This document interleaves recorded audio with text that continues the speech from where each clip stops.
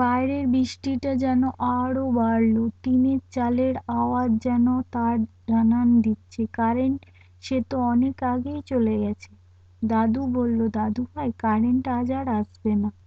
এটা তো আর শহর না রে যে কারেন্ট গেলে কিছুক্ষণের মধ্যে চলে আসবে। টুকাই, যা তো বাবা, লণ্ঠনে একটু তেল ভরে দে। টুকাই হলো আমার মামার ছেলে। টুকাই বলে, সাহা, আর একবার শোনাতে হবে কিন্তু। এই বলে টুকাই লণ্ঠনের তেল ভরে নিয়ে এলো।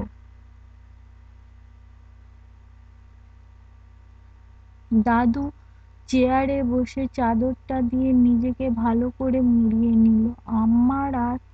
আমি আর টুকাই দাদুর দিকে এক দৃষ্টিতে তাকিয়ে। তবে দাদু বলার আগে কিছু একটা ব্যাঘাত পেয়ে রেগে উঠে বলল, ওরে শালা, ভূতের গল্প শুনবি? এত আলোতে যা, লণ্ঠনের শিখাটা একটু কমিয়ে দে। লণ্ঠনের শিখাটা কমাতেই যেন একটা ভৌতিক পরিবেশ সৃষ্টি হলো। বাইরে মুষলধারে বৃষ্টি, টিনের চালে তার আওয়াজ, আর মাঝে মধ্যে বিদ্যুৎ চমকাচ্ছে। তার কিছুক্ষণ পরে মেঘ ডাকার শব্দ, মাঝে মাঝে এক রাশ শীতল বায়ু জানলা দিয়ে এসে লণ্ঠনের শিখাটা একটু করে নিভিয়ে দিয়ে যাচ্ছে।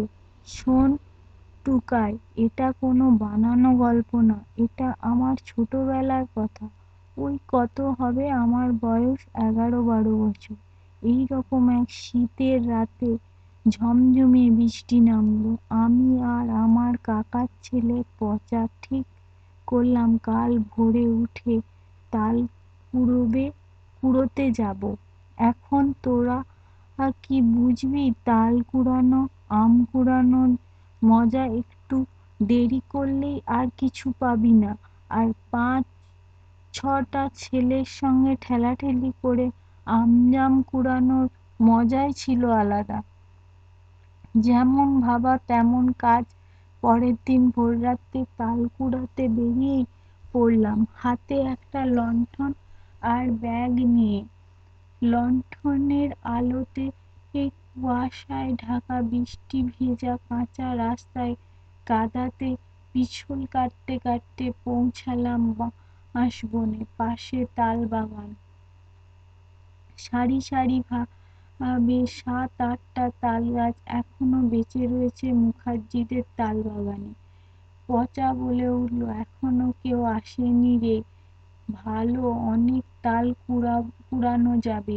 তুই এই সামনের গাছ থেকে শুরু কর, আমি ওই দিকের গাছগুলো থেকে আনছি।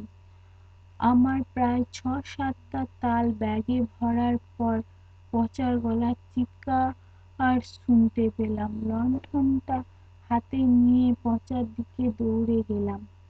প্রায় দূর থেকে দেখতে পেলাম বাঁশবনের পাশে যে শেষ গাছটা আছে সেটার নিচে পচা আর কে একজন মারামারি করছে।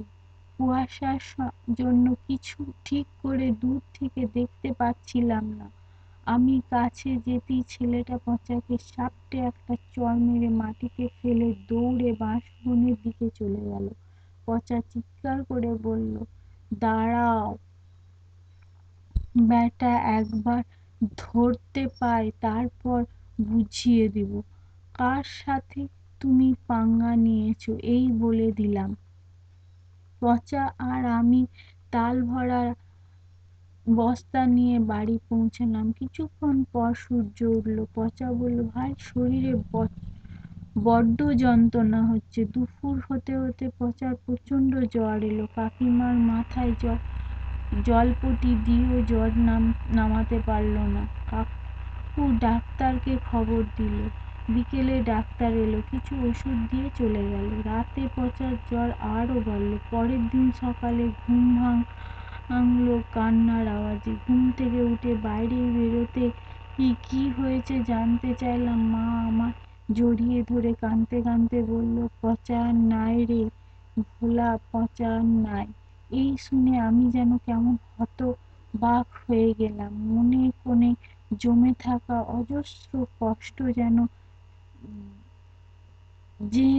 অশ্রু হয়ে ঝড়ের ঝরে পড়তে লাগলো। আস্তে আস্তে কাকুর ঘরের দিকে এগিয়ে গেলাম। ঘরের ভিতরে ঢুকে দেখি পচা বিছানায় নিস্তেজ হয়ে পড়ে আছে, আর কাকিমা পচাকে জড়িয়ে ধরে অঝরে কেঁদে যাচ্ছে।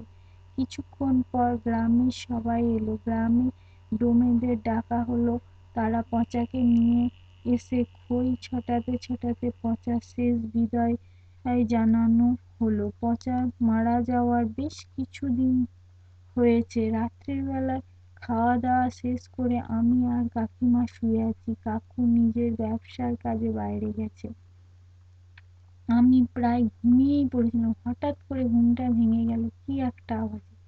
কাকিমাকে দেখতেই বুঝতে পারলাম কাকিমা কিছু একটা দেখে আতঙ্কিত হয়েছে। কাকিমার চোখ অনুসরণ করে তাকাতেই ভয় ও আতঙ্কে আমার হাত পা যেন অবশ হয়ে গেল। মনে হচ্ছে কোনো এক অজানা শক্তি তার মন্ত্র বলে আমাকে বেঁধে ফেলেছে।